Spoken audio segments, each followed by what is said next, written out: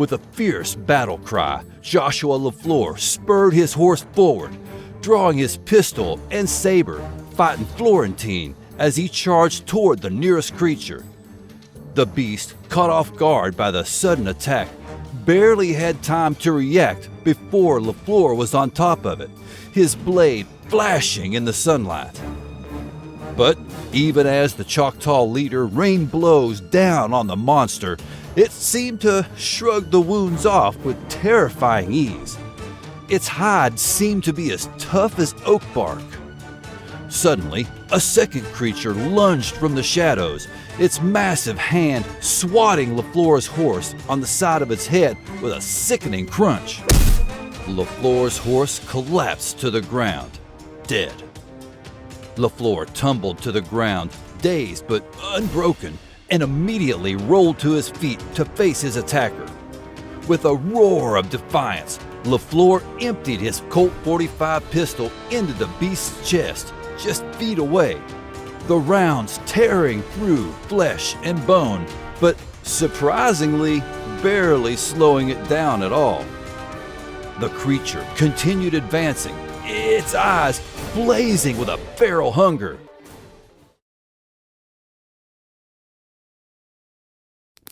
In the depths of southeastern Oklahoma's forests, a fascinating tale of Bigfoot and the Choctaw Nation has been passed down through the generations. The story is one of bravery, resilience, and a deep respect for these elusive creatures that seem to straddle the line between legend and reality. Amidst the myriad of stories surrounding this cryptid, one in particular stands out for its unique historical context and cultural significance: the little-known legend of the Bigfoot War of 1855. This conflict pitted the proud Choctaw Nation against a group of monstrous, hairy fucking beasts in what is now LaFleur County, Oklahoma.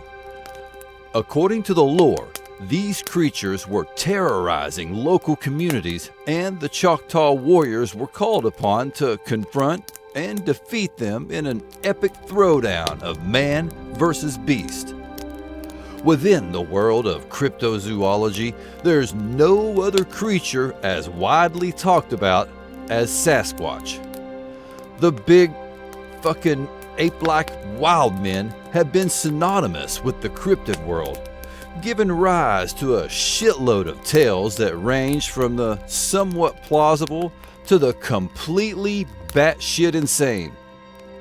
This account nestles right up close to the latter. To fully understand the significance of the Bigfoot War, we're going to delve into the rich history of the Choctaw people, one of the largest Native American tribes in the southeastern United States. Their connection to the land and their enduring strength as a community add layers of depth to this already extraordinary tale.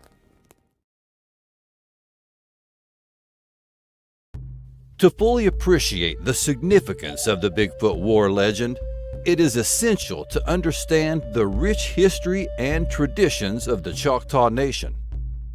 The Choctaw, a Native American tribe originally inhabiting the southeastern United States, were known for their badass prowess as warriors and hunters. So don't fuck with them.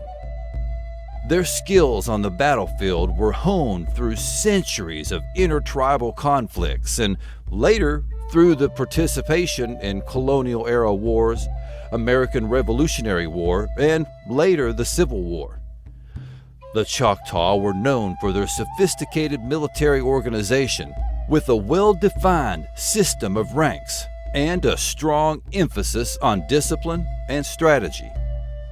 Their warriors were trained from a young age in the arts of tracking, stealth, and hand-to-hand combat, making them formidable adversaries in the dense forests and swamps of their homeland. This martial tradition was deeply ingrained in Choctaw culture, with bravery and military success being highly valued and celebrated. However, The Choctaws' way of life was forever altered in the 1830s, with the United States government, under the Indian Removal Act, forcibly relocated the tribe from their ancestral lands in Mississippi, Alabama, and Louisiana to present-day Oklahoma. The Choctaw were one of the first tribes to be removed under the act. This traumatic event, known as the Trail of Tears, saw thousands of Choctaw men, women, and children make the grueling journey westward, facing disease, starvation, and exposure along the way. It's estimated that nearly 25% of the Choctaw population perished during this forced migration. For the Choctaw who survived the Trail of Tears, the challenges of adapting to life in a new and unfamiliar land were colossal. Stripped of their traditional hunting grounds and resources, the tribe struggled to maintain their cultural identity and traditions in the face of overwhelming bullshit. Yet, despite these hardships, the Choctaw kept grinding, drawing upon their ancient warrior spirit to forge a new existence in the Oklahoma Territory. Yep, turn them lemons to lemonade. It was against this backdrop of upheaval and resilience that the legend of the Bigfoot War would drop into the mix. A tale that, in many ways, reflects the Choctaws' ongoing struggle to assert their identity and protect their people in a rapidly changing world. The story of the Bigfoot War is exclusively linked to the specific time and place in which it occurred, the Choctaw Territory of Leflore County, Oklahoma, in the year 1855. To understand the context of this legendary encounter, it's important to examine the state of the Choctaw Nation and the broader region during this period. By the mid-19th century, the Choctaw had been living in their new Oklahoma homeland for over 2 decades. Despite the initial hardships of relocation, the tribe had managed to establish a relative degree of stability and self-governance in their territory. The Choctaw Nation had its own constitution, elected officials, and a system of laws and courts. However, American expansion and the increasing pressure to assimilate into white society loomed heavily over the tribe. Resistance is futile. Leflore County, named after the prominent Choctaw family of the same name, was a microcosm of the challenges and opportunities faced by the tribe during this era. The Leflores, who were of mixed Choctaw and French descent, had played a significant role in the tribe's political and economic affairs. Their influence and leadership helped to bridge the gap between the Choctaw and the encroaching American settlers, but also highlighted the complex and often charged nature of these cross-cultural interactions. Nevertheless, it was at this time that shit got really fucked up, and for once, it wasn't the European settlers' fault.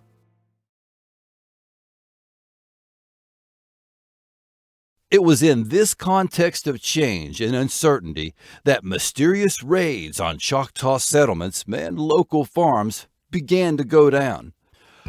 According to the legend, in May of 1855, there was a plague of unseen bandits coming in from the wilderness to steal shit like livestock, crops, and other resources from the tribe and their neighbors, sowing fear and freaking out the entire region. Even more fucked was the fact that the trespassers graduated to kidnapping people, mostly women and children, from their homes, which, as you can guess, pissed off the tribe like you wouldn't believe. These attacks, which defied explanation, struck at the very heart of the Choctaws' sense of security and autonomy. For a people who had already endured so much trauma and bullshit, the idea of an unseen enemy preying upon their communities was a total dumpster fire. As the raids continued and the toll on the missing and stolen mounted, the Choctaw knew that they had to throw down with these things to protect their people and their way of life. The Choctaw leadership knew that they needed to roll out with full force. Drawing upon their ancient warrior traditions, they assembled an elite group of fighters known as the Light Horsemen to track down and fuck up the raiders. The Light Horsemen were the Choctaw Nation's premier military force, a band of skilled warriors and trackers who were tasked with maintaining law and order within the tribe's territory. These men were chosen for their bravery, strength, and expertise in the ways of the wilderness, and were held in high esteem by their fellow Choctaw. Leading the Light Horsemen in their mission was Joshua LaFleur, a respected figure within the tribe known for his wisdom, courage, and diplomatic skills.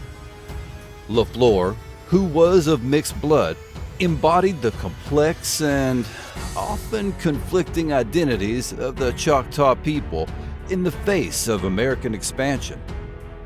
His leadership of the Light Horsemen was a testament to his commitment to protecting his people and preserving their way of life.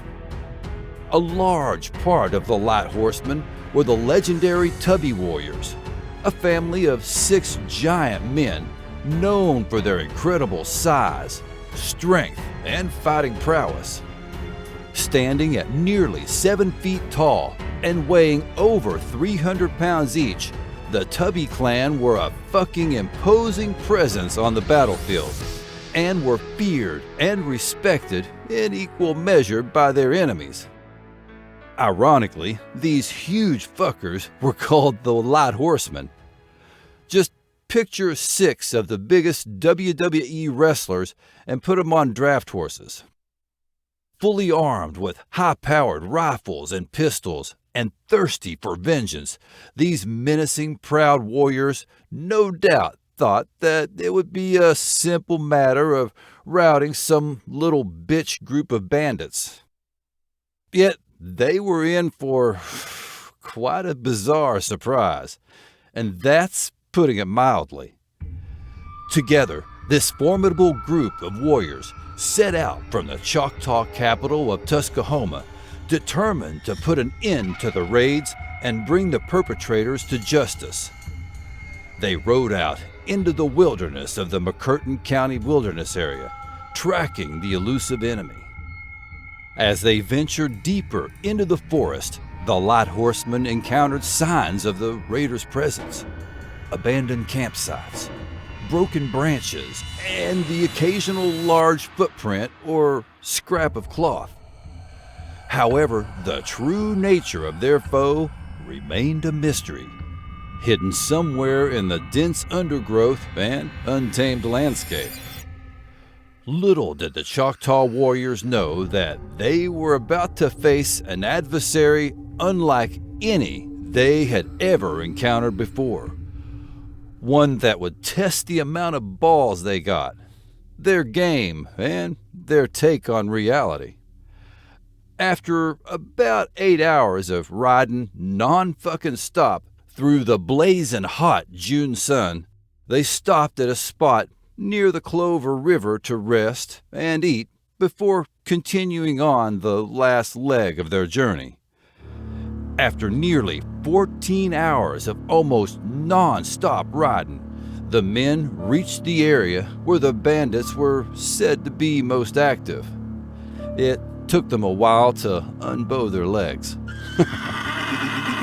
It was at this point that LaFleur suddenly gave the order to halt, as if he had seen something that wasn't fucking right.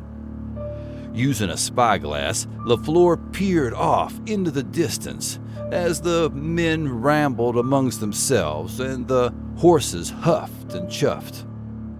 The general said that he could see something moving ahead.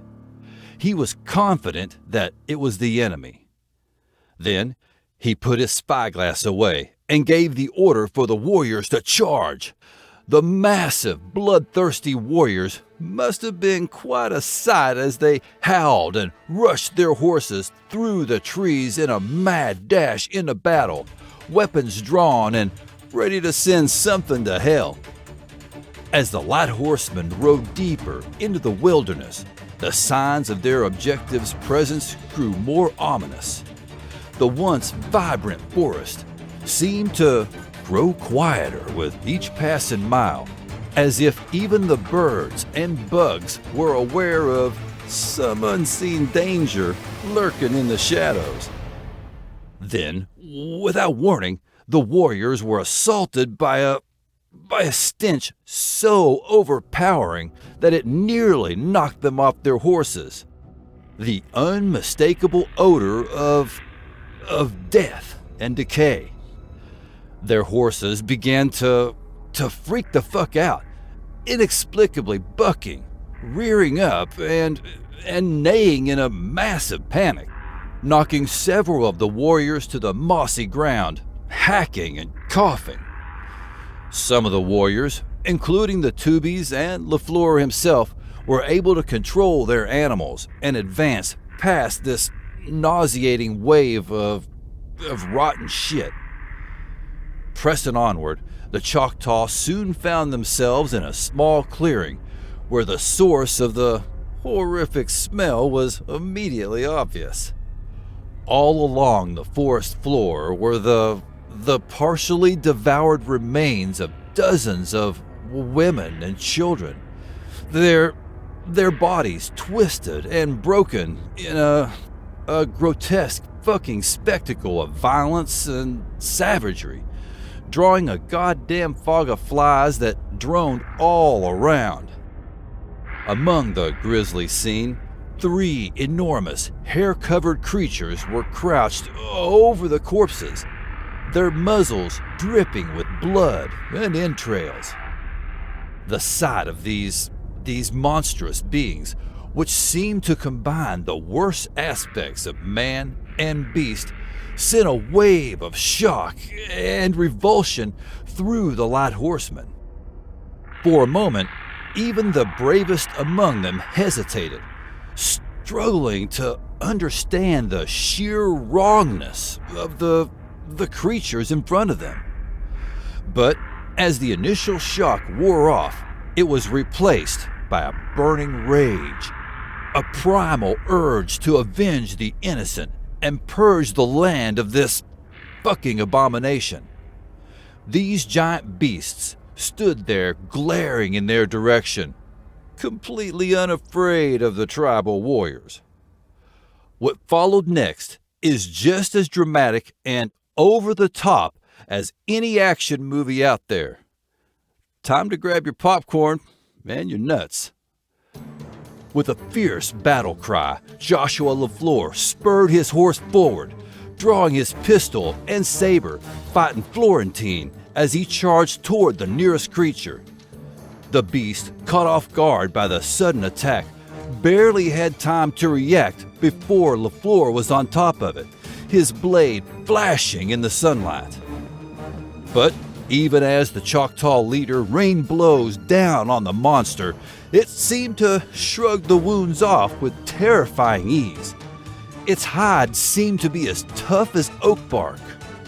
Suddenly, a second creature lunged from the shadows, its massive hand swatting LaFleur's horse on the side of its head with a sickening crunch. LaFleur's horse collapsed to the ground, dead. LaFleur tumbled to the ground, dazed but unbroken, and immediately rolled to his feet to face his attacker. With a roar of defiance, LaFleur emptied his Colt .45 pistol into the beast's chest, just feet away, the rounds tearing through flesh and bone, but surprisingly barely slowing it down at all. The creature continued advancing, its eyes blazing with a feral hunger. I think he's just pissing it off.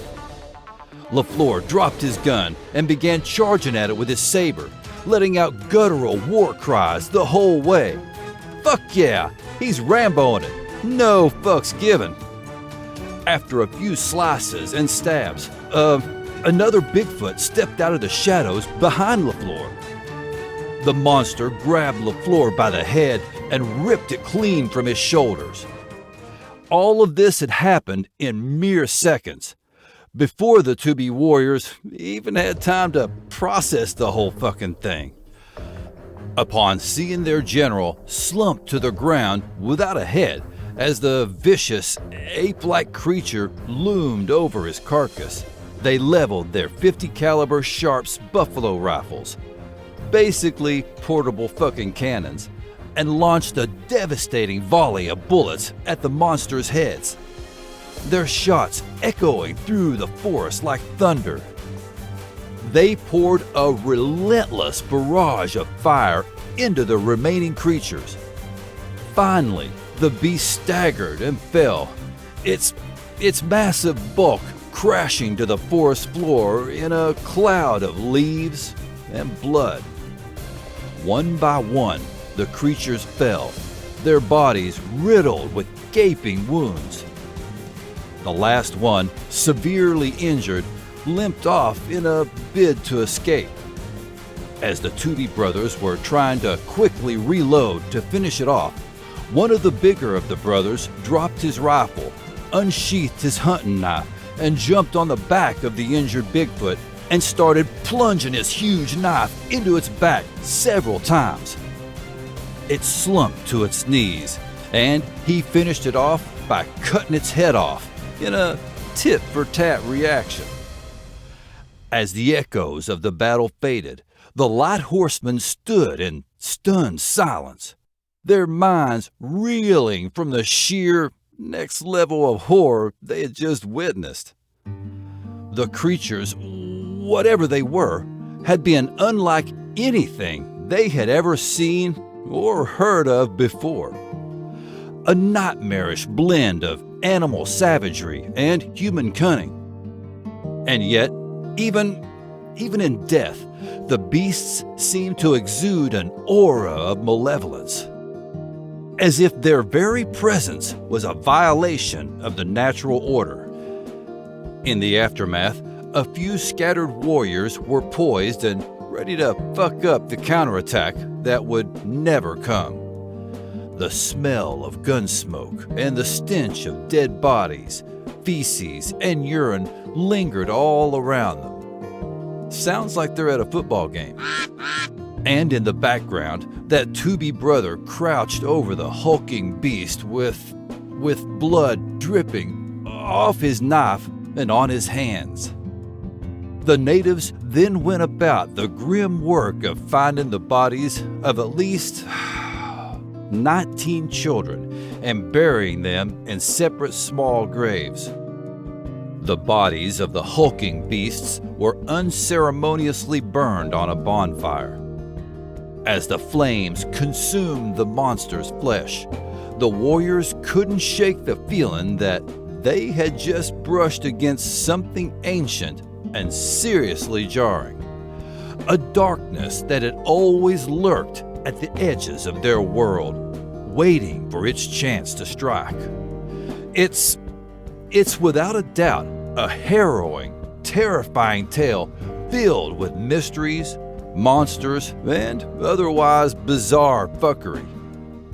The Choctaw Nation honored their fallen warriors with a 21-gun salute at their burial, celebrating their hard-fought victory. This story, woven into the fabric of Choctaw culture, serves as a reminder of the time when giants roamed the earth and warriors stood tall against them.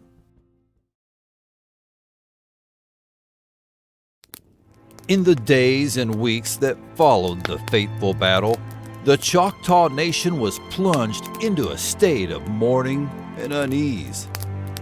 The loss of Joshua LaFleur, one of their most respected and beloved leaders, was a blow that struck at the very heart of the tribe. The Light Horsemen were also deeply affected by the trauma of the encounter, with many of the warriors, particularly the Tubby clan, reporting vivid and terrifying nightmares of the creatures they squared off with. As news of the incident spread throughout the region, the Choctaw found themselves grappling with a new and unsettling reality. Where the fuck did these man-beasts come from? The creatures they had encountered, which seemed to defy all known laws of nature, had shaken their understanding of the world and their place within it. Every couple of generations or so, an elder would speak of seeing a giant wild man in the forest when he was younger. Some spoke of ancient legends and dark giants, while others whispered of curses and malevolent spirits. But all agreed that the Bigfoot War, as it came to be known, marked a turning point in the tribe's history. A moment when the veil between the natural and the supernatural had been torn apart. In the years that followed, the Choctaw would continue to face challenges and hardships. From the encroachment of American settlers to the ravages of disease and poverty, it was fucking brutal. But through it all, the memory of the Bigfoot War endured, a testament to the tribe's resilience and the enduring power of their warrior spirit. For the Tubby clan and the other survivors of the battle, the scars of that fateful day would never fully heal. It was a constant reminder of the darkness that lurked just beyond the edge of the firelight.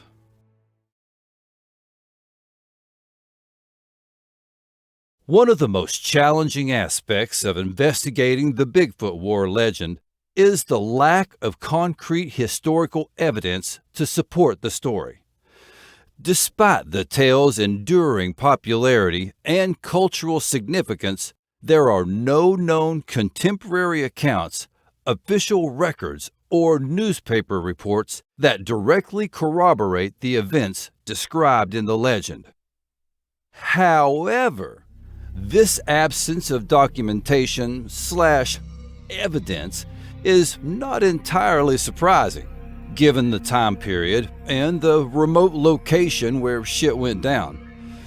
In the mid-19th century, the American frontier was a vast and sparsely populated region, with few established channels for publishing information or preserving historical records.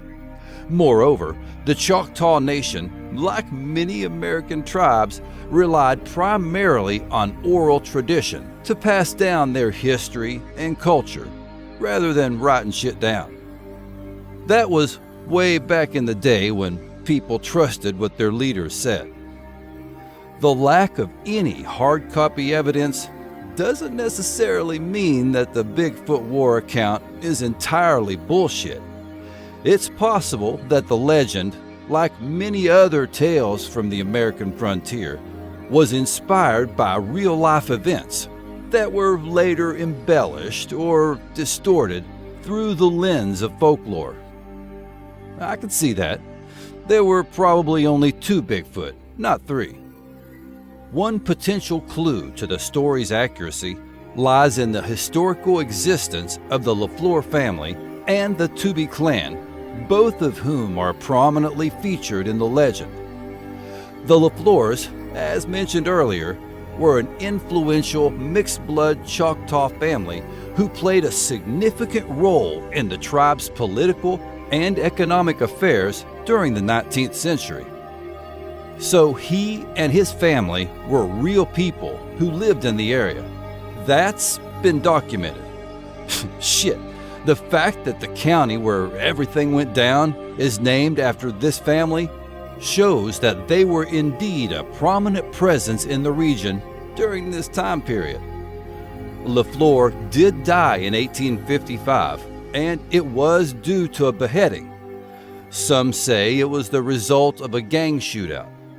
Some say it was something terrifyingly unbelievable. It was actually a little of both. It was a terrifyingly unbelievable shootout with a gang of Bigfoot.